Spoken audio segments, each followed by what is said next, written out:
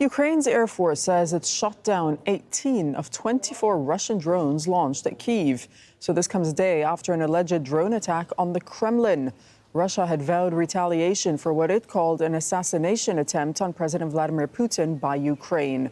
President Volodymyr Zelensky denied the charge, saying Ukraine fights on its own territory.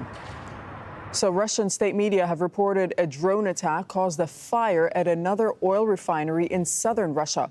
It happened near the Black Sea port of Novorossiysk in the early hours of Thursday. More than 150 firefighters were deployed to the area. They extinguished the blaze after about 2 hours. An oil storage facility in that same region caught fire on Wednesday. For more on what's happening in Russia, we'll bring in journalist Yulia Shapovalova. She's joining us from Moscow. So talk to us about what happened yesterday in terms of the attack on the reported attack on the Kremlin, and what was the official reaction?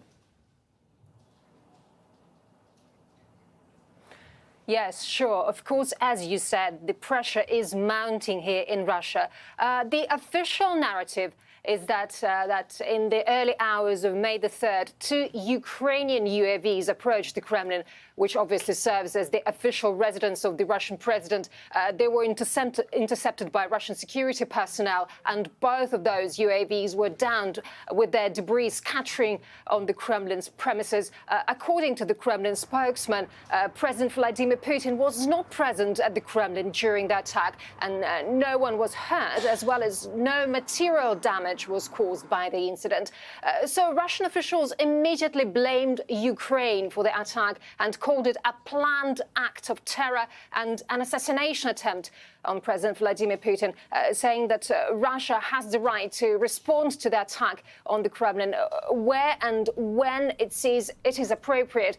We've heard from the head of Russia's lower house of parliament, the State Duma, as saying that his deputies will demand the use of weapons that can stop and destroy the Kyiv terrorist regime. And also Dmitry Medvedev, who served as Russia's president in 2008-2012, wrote that President Zelensky should be physically eliminated. But probably the most important thing, according to the officials, is that the attack won't affect the Victory Day parade on May the 9th in the capital. It will take place no matter what, and President Putin will take part in the celebrations. So what is the reaction of sort of wider Russian society to all this?